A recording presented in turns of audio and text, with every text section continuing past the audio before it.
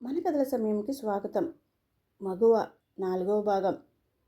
రచన అశ్వినిరాజ్ గారు. ఇక కథలోకి వెళ్దామా?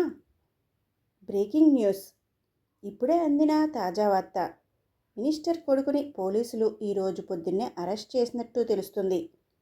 వివరాల్లోకి వెళ్తే, శ్రీవల్లి అనే అమ్మాయిని తనని బలవంతంగా మానభంగం చేసినట్టు అతనిపై ఫిర్యాదు చేయడంతో పోలీసులు అరెస్ట్ చేశారు. ఇంతకీ ఆ అమ్మాయి ఎవరు, ఏమిటి అని ఇంకా వివరాలు బయటకు రాలేదు. మీరు వివరాలు తెలుసుకోవాలంటే చూస్తూనే ఉండండి TV9 అని టీవీలో న్యూస్ వస్తుంది. అది చూసిన మహేంద్రవర్మ ఇలా అంటాడు, అయిపోయింది అంతా.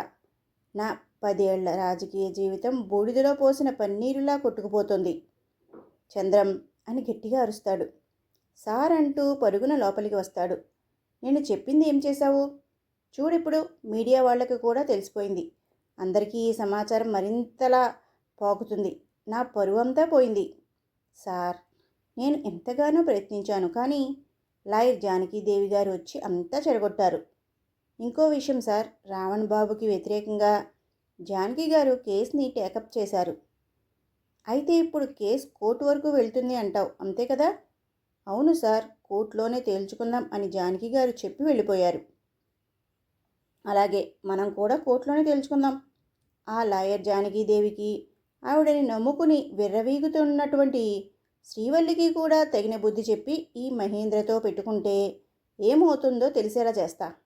ఇప్పుడు మనకి లాయర్ కావాలి సార్. ఎవరికి వకీలు ఇవ్వమంటారు? బాగా ఫేమస్ అయిన లాయర్ని చూడండి. అలాగే సార్ అంటూ అక్కడి నుండి వెళ్ళిపోతాడు చంద్రం. మనో టీ తీసుకుని రావడంతో ముగ్గురు తాగుతారు. శ్రీవల్లి, మనం ఇంకా కోర్టులో కలుస్తున్నాం. నీకు జరిగిన అన్యాయం గురించి నువ్వు కోర్టులో చెప్పాలి. అంతేకాకుండా మనల్ని ఓడించడానికి ఎదుటివారు ఎలాంటి ప్రశ్నలైనా అడగొచ్చు. అన్నింటికీ నువ్వు సిద్ధంగా ఉండాలి. అలాగే మేడం. సరే, నేను ఇక బయలుదేరుతాను.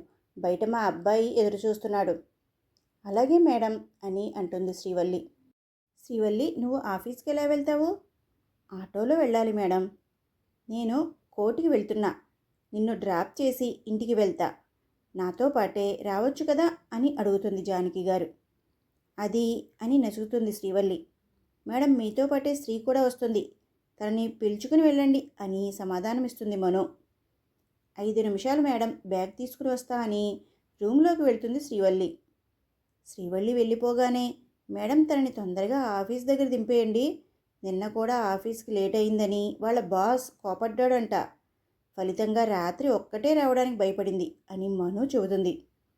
అవునా, సరేలే, తొందరగానే డ్రాప్ చేస్తాను అని జానకి గారు అంటుండగానే శ్రీవల్లి, మేడం ఇక వెళ్దాం అని అంటుంది. అలాగే అంటుంది జానకి గారు. శ్రీవల్లి, జానకి గారు కార్లు దగ్గరికి వస్తారు. శ్రీవల్లిని చూడగానే ముఖం పక్కకి తిప్పుకుంటాడు అరవింద్. కారులో ఇద్దరూ కూర్చుంటారు. అరవింద్ కార్ని స్టార్ట్ చేస్తాడు. కారు వెళ్తున్నది. జానకి గారు ఇలా అంటారు, శ్రీవల్లి, నీ ఫ్రెండ్ ఏదో చెప్పింది. ఆఫీస్లో మీ బాస్ నిన్ను బాధ పెట్టాడు అని చెప్పేసిందా? తను అంతే మేడం, నేను బాధపడితే తట్టుకోలేదు. అదొక పెద్ద కథలండి. అంత పెద్ద కథనా? ఏది ఒకసారి చెప్పు వింటాను. అసలు ఏం జరిగిందో తెలుసా మేడం? నేను 1 గంట ఆలస్యంగా ఆఫీస్కి వెళ్ళాను అని మా బాస్ నాపై అరిచాడు. కానీ నేను ధైర్యంగా, చూడండి, మీరు నాకు బాస్ కావచ్చు, కానీ ఇక నన్ను తిట్టే అధికారం మీకు లేదు అని గట్టిగానే చెప్పాను. దెబ్బకి గురుడు మన జోలికి రావడానికే భయపడ్డాడు. లేకుంటే ఈ శ్రీవల్లితో పెట్టుకుంటాడా అని శ్రీవల్లి అనగానే కార్ సడన్గా బ్రేక్ పడింది. అమ్మా, కోర్టు వచ్చింది అని అరవింద్ అనగానే శ్రీవల్లి, మా అబ్బాయి నిన్ను ఆఫీస్ దగ్గర దింపేస్తాడు. నువ్వు ఆఫీస్కి వెళ్ళిపో అని చెప్పేసి వెళ్తారు. కార్ ముందుకు పోనించాడు అరవింద్. కిటికీలోంచి బయటికి తొంగి చూస్తుంది శ్రీవల్లి. అద్దంలో నుంచి శ్రీవల్లిని చూస్తున్నాడు అరవింద్. కొద్దిసేపటి తరువాత ఆఫీస్ గేట్ ముందు కార్ ఆగింది. శ్రీవల్లి ఎదురుగా ఆఫీస్ కనపడగానే, నేను అడ్రస్ చెప్పలేదు కదా, ఎలా ఇక్కడికి పిలుచుకుని వచ్చాడు అనుకుని ముందు సీట్లో కూర్చున్న అరవింద్ని చూసింది. సరిగ్గా అతని మొహం కనబడలేదు. వాచ్మెన్ వచ్చి గేట్ తీసి నమస్తే చెప్పాడు. అంతే, శ్రీవల్లికి ఆశ్చర్యం వేసింది. అరవింద్ కార్ దిగు కిందకి అన్నాడు. అప్పుడు చూసింది శ్రీవల్లి అతని ముఖాన్ని. అంతే, ప్రాణం పోయినంత పనైంది. కారు దిగి వెంటనే ఆఫీస్లోకి వెళ్ళిపోయింది. తన వెంట అరవింద్ కూడా వెళ్ళిపోయాడు. శ్రీవల్లి నేరుగా వాష్రూమ్కి వెళ్ళింది. తనకి చెమటలు పడుతున్నాయి. అద్దంలో తనని తను చూసుకుంటూ, ఈ మధ్య అసలు నా టైం బాగాలేదు అనుకుంటా. వాళ్ళ అమ్మగారితో ఆమె కొడుకు గురించి చెప్పాను. అది కూడా బాస్ ముందే. ఇప్పుడు ఏమంటాడో. బయటికి వెళ్ళాలి అంటేనే భయంగా ఉంది. ఇప్పుడు ఎలా అని బాధపడుతుంది శ్రీవల్లి. ఇంకేమీ చేయలేవు శ్రీవల్లి. ఇప్పుడు బాస్ ఇచ్చే పనిష్మెంట్కి సిద్ధంగా ఉండు అనుకుంటూ బయటికి వెళ్తుంది. బయట అంతా ప్రశాంతంగా ఎవరి పనుల్లో వాళ్ళు బిజీగా ఉన్నారు. శ్రీవల్లి తన సీట్లోకి వెళ్ళి వర్క్ చేసుకుంటుంది. అరవింద్ తన క్యాబిన్లో ఉన్నాడు. మినిస్టర్ని కలవడానికి లాయర్ వచ్చి ఎదురుచూస్తున్నాడు. మినిస్టర్ వచ్చి కలుస్తారు. మినిస్టర్ని చూసి, నమస్తే సార్, నా పేరు దయానిధి అని పరిచయం చేసుకుంటాడు. టీ తీసుకోండి అని ఇద్దరు కూర్చుని టీ తాగుతున్నారు. దయానిధి గారు, నా పెద్ద కొడుకు ఒక అమ్మాయి కేసు విషయంలో ఇరుక్కున్నాడు. తనని ఎలాగైనా బయటికి తీసుకురావాలి. ఎంత డబ్బు కావాలో తీసుకోండి, కానీ మనం కేసు గెలవాలి. ఈ దయానిధి అంటే ఏమనుకున్నారు? నా పేరు దయానిధి, నాకు లేనిదే దయా. మీరు చూస్తూ ఉండండి, కేసు మనమే గెలుస్తాం. ఇంతకీ కేసుని ఎవరు వాదిస్తున్నారు అని దయానిధి అడుగుతాడు. లాయర్ జానకి అని మినిస్టర్ చెప్పగానే దయానిధి లేచి నిలబడతాడు. ఏంటి జానకినా అని అంటాడు. అవును, మీరెందుకు అంత ఆశ్చర్యపోతున్నారు? ఏమీ లేదు మహేంద్ర గారు, ఇక నేను వస్తాను అని చెప్పి వాళ్ళు ఇచ్చిన డబ్బును తీసుకుని వెళ్ళిపోతాడు దయానిధి. ఆఫీస్ అయిపోగానే సాయంత్రం ఇంటికి వెళ్తుంది శ్రీవల్లి. దారిలో రాహుల్ అడ్డంగా నిలబడి ఉన్నాడు. రాహుల్ని చూసి కొంత భయంగానే ముందుకు వెళ్ళింది శ్రీవల్లి. అడ్డులేరా అని గట్టిగా చెప్పింది శ్రీవల్లి. ఏంటే నోరు లేస్తుంది? మా అన్నని జైలుకి పంపించావనా? దానివల్ల నష్టపోయేది నువ్వే. మేము డబ్బున్నోళ్ళము, ఏమైనా చేయగలం, ఎవరిని అన్నా కొనగలం. అవసరమైతే కోర్టులో ఉన్న న్యాయదేవతని కూడా కొంటాము. చూడు రాహుల్, ఏమన్నా ఉంటే రేపు కోర్టులో చెప్పు, నాతో కాదు. ఇప్పుడు అడ్డు తప్పుకో. ఏంటే తప్పుకునేది? మా అన్న చేతిలో మానభంగమైనా నీకు బుద్ధి రాలేదా? అయినా చెడిపోయిందని ఒక మూలన పడి ఉండకుండా కోర్టు న్యాయం అంటూ ఎగిరిపడమేంటి అని రాహుల్ అనగానే చెంప చెల్లుమనిపిస్తుంది శ్రీవల్లి. నన్నే కొడతావా? పట్టుకోండిరా దీన్ని అంటూ రౌడీలను పిలుస్తాడు రాహుల్. అక్కడి నుండి పారిపోతుంది శ్రీవల్లి. తనని పట్టుకోవడానికి తన వెంట పరిగెడతాడు రాహుల్. రౌడీలు పరిగెత్తి పరిగెత్తి అలసిపోయి ఇక పరిగెత్తే ఓపిక లేక ఒక చోట నిలబడిపోతుంది శ్రీవల్లి. శ్రీవల్లి, ప్రతి చోట నీకు ఇలాంటి వాళ్ళ ప్రమాదం పొంచి ఉంటుంది. భయపడి ఎంత దూరం పరిగెడతావు? నిన్ను కాపాడడానికి ఎవరూ రారు, నిన్ను నువ్వే కాపాడుకోవాలి శ్రీవల్లి అని గట్టిగా మనసులో అనుకుంటుంది. ఇంతలో శ్రీవల్లి చుట్టూ ముట్టారు రౌడీలు. ఇప్పుడు ఎక్కడికి వెళ్తావు శ్రీవల్లి అని రాహుల్ అంటాడు. శ్రీవల్లి హ్యాండ్ బ్యాగ్లో ఉన్న టిఫిన్ బాక్స్ తన చేతికి తగులుతుంది. ఆ హ్యాండ్ బ్యాగ్తోనే రౌడీలను ఇష్టం వచ్చినట్టు కొడుతుంది. అందరూ అక్కడే పడిపోతారు. రాహుల్ శ్రీవల్లి చెంప మీద కొట్టడంతో తను కింద పడిపోతుంది. తన ఒంటి మీద ఉండే చున్నీని లాగడానికి రాహుల్ దగ్గరికి వస్తుంటాడు. కాలితో తనడంతో రాహుల్ ఎగిరి దూరంగా పడతాడు. శ్రీవల్లి కాలితో తన్నిన వ్యక్తి ఎవరా అని చూస్తుంది. ఎదురుగా అరవింద్ ఉంటాడు. తనకి చెయ్యి అందించి పైకి లేపుతాడు. రాహుల్ని పట్టుకుని చితకబాదుతాడు. వాడు అక్కడి నుండి పారిపోతాడు. శ్రీవల్లి దగ్గరికి వచ్చి, ఇలా ఒక్కదానివే వచ్చేయడమేనా? నేను రావడం కొంచెం ఆలస్యమైతే ఏమై ఉండేది అని గట్టిగా అరుస్తాడు. శ్రీవల్లి కళ్ళలో నీళ్లు పెట్టుకుంటుంది. ఆ కన్నీరును చూడగానే అరవింద్ మౌనంగా ఉండిపోతాడు. ఇకరా ఇంటికి వెళ్దాం అని శ్రీవల్లిని కారులో కూర్చోబెట్టి తను డ్రైవింగ్ సీట్లో కూర్చుని కారుని నడుపుతున్నాడు. శ్రీవల్లి కారులో కూర్చున్నంతసేపు ఏడుస్తూనే ఉంది. తన ఏడుపును చూసి కారుని ఇంకా వేగంగా నడుపుతున్నాడు అరవింద్. కొద్దిసేపటి తరువాత శ్రీవల్లి ఇంటి ముందు కారు వచ్చి ఆగింది. శ్రీవల్లి ఏమీ మాట్లాడకుండా కారు దిగి ఇంట్లోకి నడుచుకుంటూ వెళ్ళిపోతుంది. అరవింద్ కూడా అక్కడి నుండి వెళ్ళిపోతాడు. శ్రీవల్లిని చూడగానే మను కంగారుగా, ఏమైంది శ్రీవల్లి, ఇలా ఉన్నావు అని అడుగుతుంది. శ్రీవల్లి మనుని గట్టిగా పట్టుకుని ఏడ్చేస్తుంది. శ్రీవల్లిని ఓదారుస్తూ అసలు ఏం జరిగిందో చెప్పు అని అడుగుతుంది. శ్రీవల్లి కళ్ళు తుడుచుకుంటూ జరిగిందంతా చెప్తుంది. అక్కడికి అరవింద్ గారు రాకపోతే నువ్వు ఏమైపోయేదానివి శ్రీ? నేను ఎవరికి ఏ అన్యాయం చేశాను మను? ఎందుకు ఇలా జరుగుతుంది అని బాధపడుతుంది. శ్రీవల్లి, తప్పు నీది కాదు. ఇలా ఆడదానిగా పుట్టించిన ఆ భగవంతుడిది తప్పు. ఏదో ఒక రోజు నీ బాధలు పోయి సంతోషంగా ఉంటావు. బాధపడకు అని శ్రీవల్లిని ఓదార్స్తుంది మను. అరవింద్ కారులో నేరుగా ఇంటికి వెళ్తాడు. కార్ పార్కింగ్ చేసి ఇంట్లోకి వెళ్ళగానే జానకి గారు ఎదురు వస్తారు. అరవింద్, ఇంత ఆలస్యమైందేంటి? భోజనం చేద్దుగానిరా అని పిలుస్తుంది. నాకు ఆకలిగా లేదమ్మా, నువ్వు తినేసి పడుకో అని మెట్లు ఎక్కి పైకి వెళ్తున్నాడు. వెళుతూ ఉన్న పళంగా అమ్మా అని పిలిచాడు. ఏంటి అరవింద్ అని జానకి గారు అన్నారు. నీకు పోటీగా వాదించడానికి ఎవరు ముందుకు వచ్చారో తెలుసా? ఎవరు అరవింద్? లాయర్ దయానిధి. జానకి గారు ఆ పేరు వినగానే అలాగే ఉండిపోయారు. అరవింద్ తన గదిలోకి వెళ్ళిపోయాడు. జానకి అన్నం తినడానికి వెళ్ళి కూర్చుంది. కంచంలో పెట్టుకుంది. కానీ తినబుద్ధి కాక చెయ్యి కడిగేసి లేచి తన గదిలోకి వెళ్ళిపోయింది. మంచం మీద పడుకుంది. కానీ నిద్ర రావడం లేదు. తన గతం తనని వెంటాడుతుంది. కళ్ళు మూసుకుంది. ఉదయం 6 గంటలు. పూజ గదిలో నుండి గంట మోగిన శబ్దం రావడంతో తన నిద్రకి భంగం వాటిల్లింది. మంచం మీద దొర్లిన నిద్ర రావడం లేదు. ముఖానికి ఉన్న దుప్పటిని తీసేసి లేచి గది నుండి బయటకు వచ్చాడు. ఇల్లంతా సాంబ్రాణి పొగతో నిండిపోయింది. జానకి, జానకి అని అరుస్తాడు దయానిధి. తులసి చెట్టుకి ప్రదక్షిణలు చేయడానికని బయటికి వెళ్ళింది. చేస్తుండగానే చుట్టూ ఉన్నవాళ్ళు అదోలా చూస్తున్నారు. దండం పెట్టుకుని చుట్టూ చూస్తే ఒళ్ళుని తగ్గించుకోవడానికి ఆడవాళ్లు పాట్లు పడుతున్నారు. అది తనకి నవ్వాగలేదు.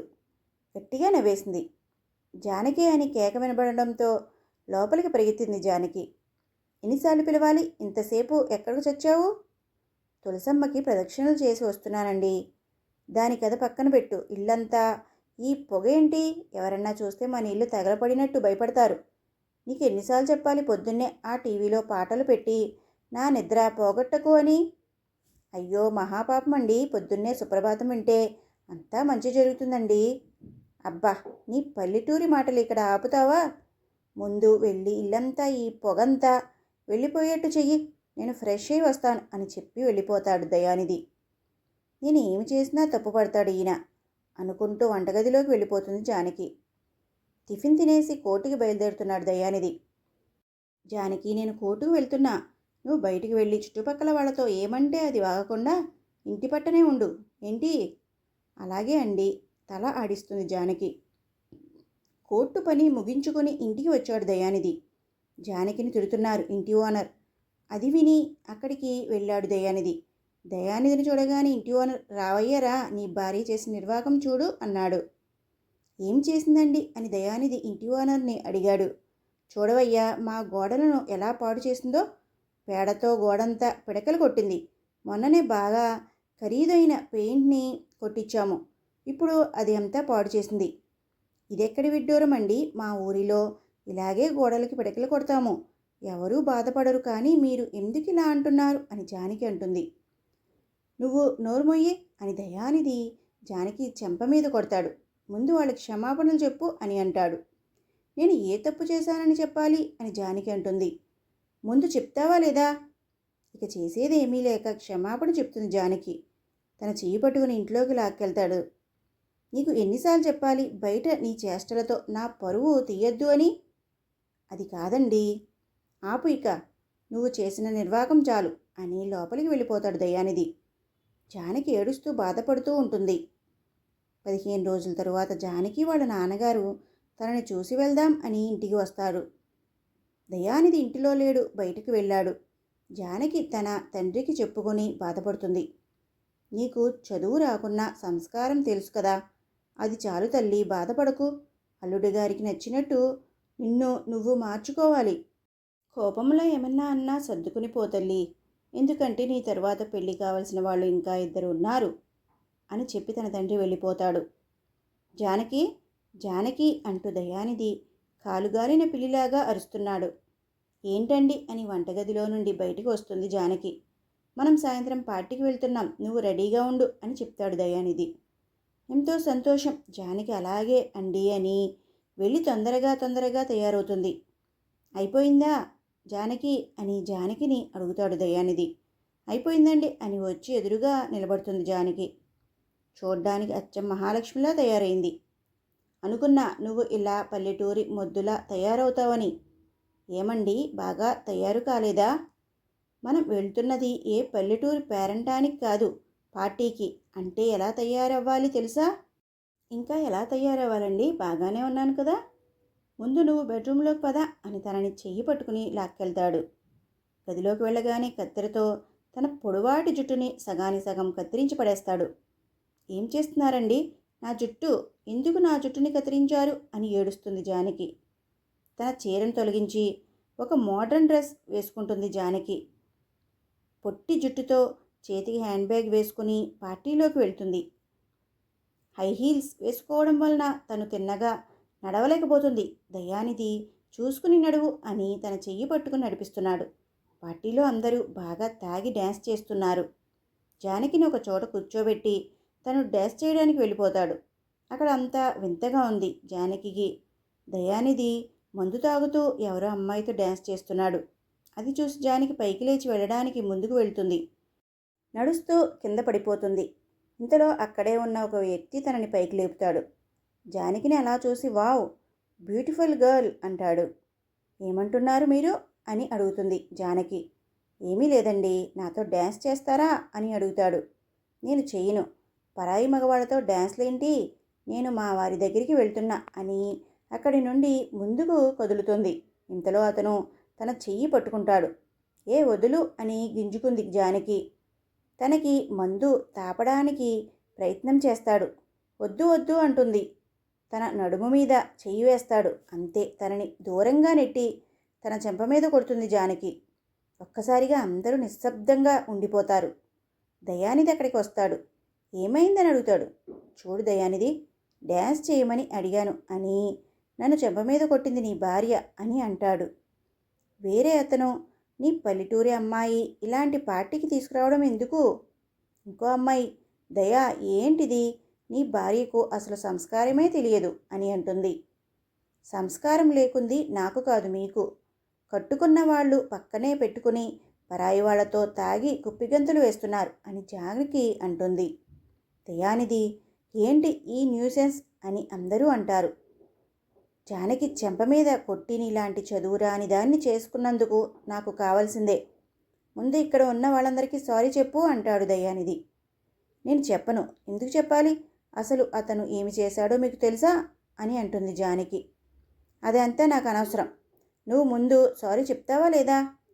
నేను తప్పు చేయకుండా ఎవరి ముందు తల వంచను అని జానకి అంటుంది. ఓ అవునా, అయితే మీ పుట్టింటికి వెళ్ళిపో అని అక్కడి నుండి మెడపట్టుకుని తనని వాళ్ళ ఇంటికాడ దింపేసి వెళ్ళిపోతాడు.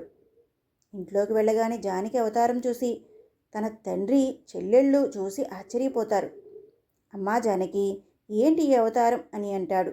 నాన్న అని తనని కౌగిలించుకుని ఏడుస్తుంది. ఏమైందమ్మా అని వాళ్ళ నాన్నగారు అడుగుతాడు. జరిగిందంతా చెప్తుంది జానకి. మీరు ఆయనకి నచ్చినట్టు ఉండమన్నారు, అలాగే ఉన్నాను, కానీ పరాయివాడు చెయ్యి పట్టుకుంటే అతనితో సర్దుకుని పోలేను నాన్న అని కన్నీరు పెట్టుకుంటుంది జానకి. అర్థమైందమ్మా, నిన్ను తనకి ఇచ్చి నీ గొంతు నేనే కోసానమ్మా అని వాళ్ళ నాన్నగారు ఏడుస్తారు. జానకి పుట్టింట్లోనే ఉండిపోతుంది. వారం తరువాత తను తల్లి కాబోతుంది అని తెలుస్తుంది జానకికి. ఏం చేయాలో తనకి తోచలేదు. ఏ చదువు లేదు అని తన భర్త తనని చులకన చేశాడో, ఏ చదువు లేదని తనని అందరూ అవమానించారో అందరికీ బుద్ధి చెప్పాలనుకుంది. తన బిడ్డని పెంచి పెద్ద చేస్తూ ఇంకో పక్క తను చదువుకుంటూ చివరికి పెద్ద లాయర్ అవుతుంది. అమ్మగారు, అమ్మగారు అని తలుపు శబ్దం వినబడడంతో తిరిగి మెలకువలోకి వస్తుంది జానకి. వెళ్ళి తలుపు తీస్తుంది. ఎదురుగా పని మనిషి రాములు టీ తీసుకుని వచ్చింది. ఎప్పుడూ లేనిది ఏంటమ్మా ఇంతసేపు పడుకున్నారు? బాగా పొద్దెక్కింది. బాగా అలసిపోయాను, అందుకే బాగా నిద్రపోయాను. అరవింద్ నిద్రలేచాడా రాములు? బాబుగారు తయారయ్యి ఎప్పుడో ఆఫీస్కి వెళ్ళిపోయారమ్మా. సరే, ఈరోజు నాకు కేసు ఉంది, తొందరగా కోర్టుకు వెళ్ళాలి, నువ్వు టిఫిన్ రెడీ చెయ్యి అని ఫ్రెష్ అవ్వడానికి వెళ్ళిపోతుంది జానకి. శ్రీవల్లి లేచి తొందరగా రెడీ అవుతుంది. శ్రీ, ఎందుకు అదోలా ఉన్నావు? ఏమీ లేదు మనో, ఏ ఆడపిల్ల చేయని పని నేను చేస్తున్నాను. సమాజానికి నాకు నేనే తెలియజేస్తున్నాను, నేను చెడిపోయిన దానిని అని. మనసు మాత్రం ఏమాత్రం సహకరించడం లేదు. శ్రీ, నీలాగా ఎంతోమంది ఆడపిల్లలు బలైపోతున్నారు. అసలు నువ్వు ఏ తప్పు చేశావు అని బాధపడాలి? న్యాయం కోసం పోరాడు. ఆ నీచుడికి తప్పకుండా శిక్ష పడాలి. మీ నాన్నగారి ఆత్మ శాంతించాలి. నీలాంటి ఫ్రెండ్ ఉన్నందుకు నాకు సంతోషంగా ఉంది. నా సంతోషంలోనే కాకుండా నా కష్టాల్లోనూ నాకు తోడుగా ఉన్నావు మను అంటుండగానే ఇంతలో శ్రీవల్లికి ఫోన్ మోగింది.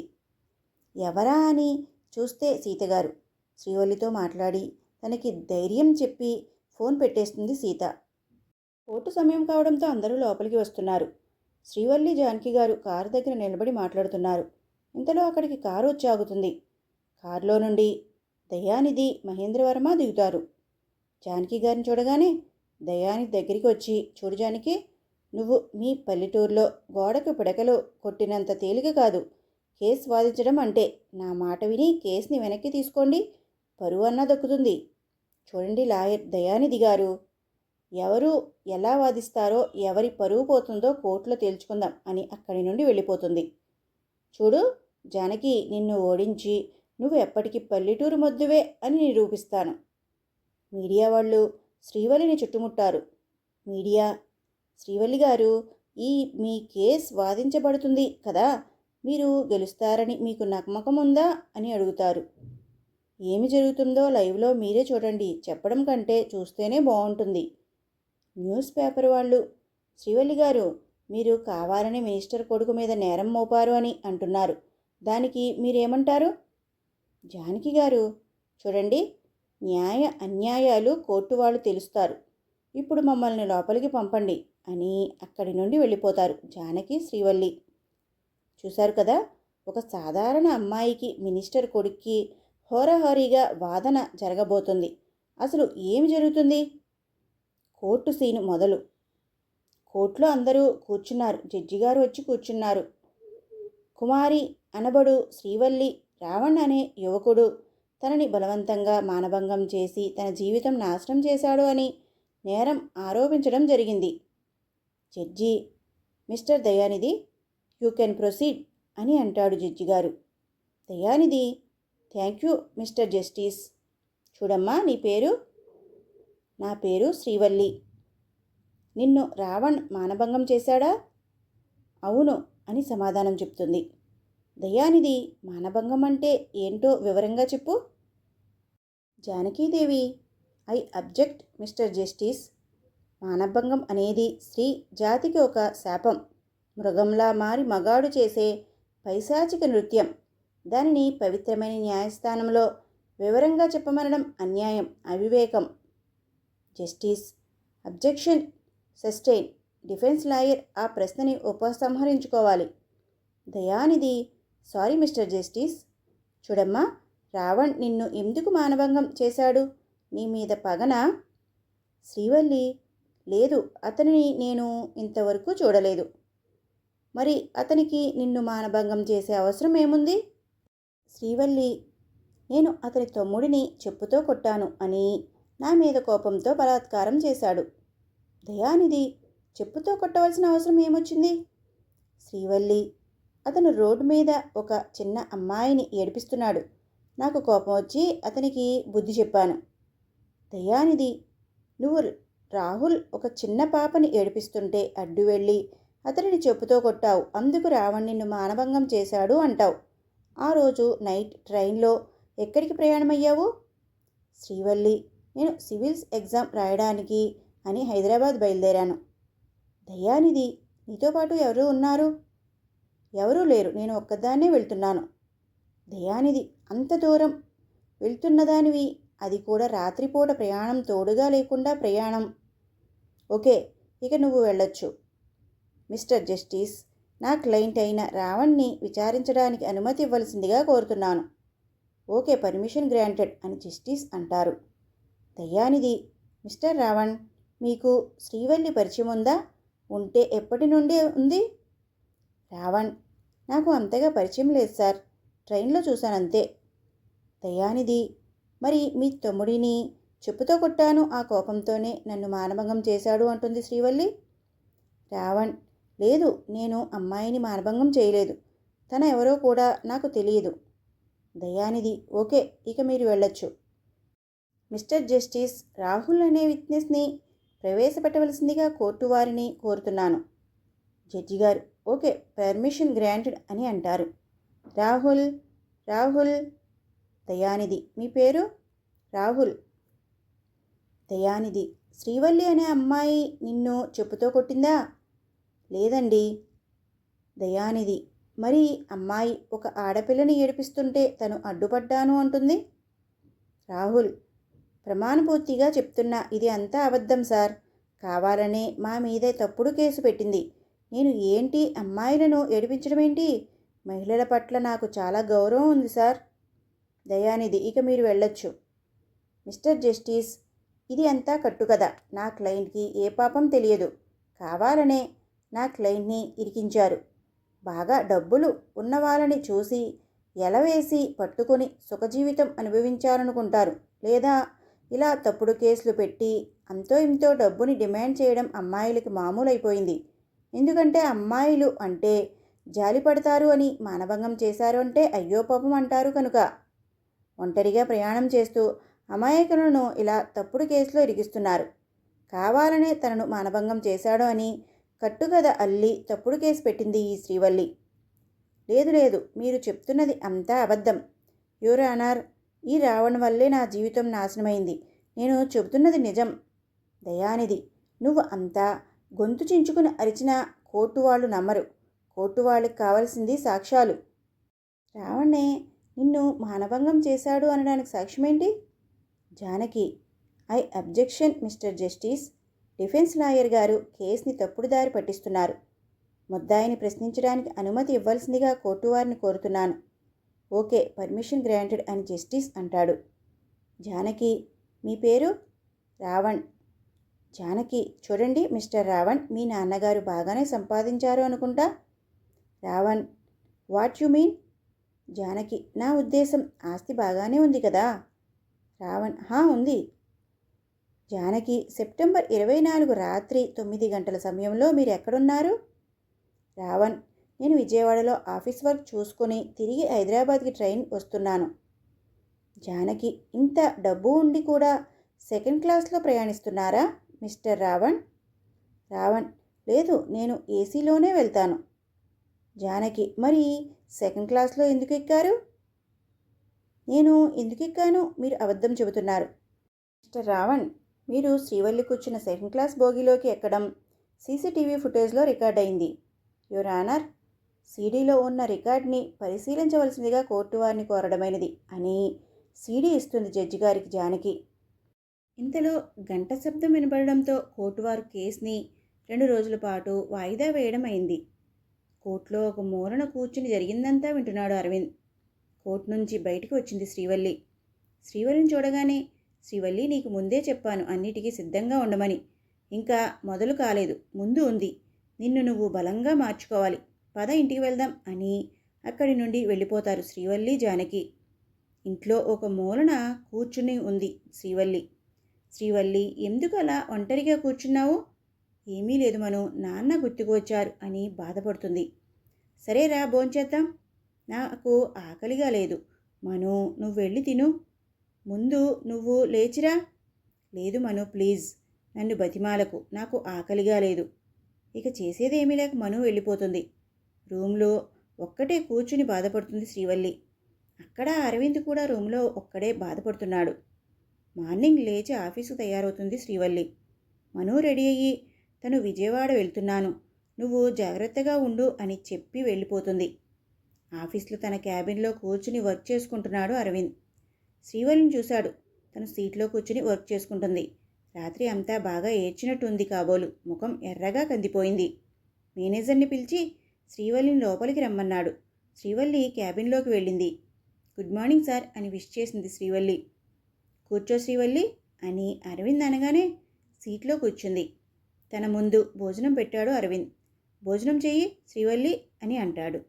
సార్, నేను టిఫిన్ చేసి వచ్చాను, మీరు తినండి. అది నీకోసమే, తిను.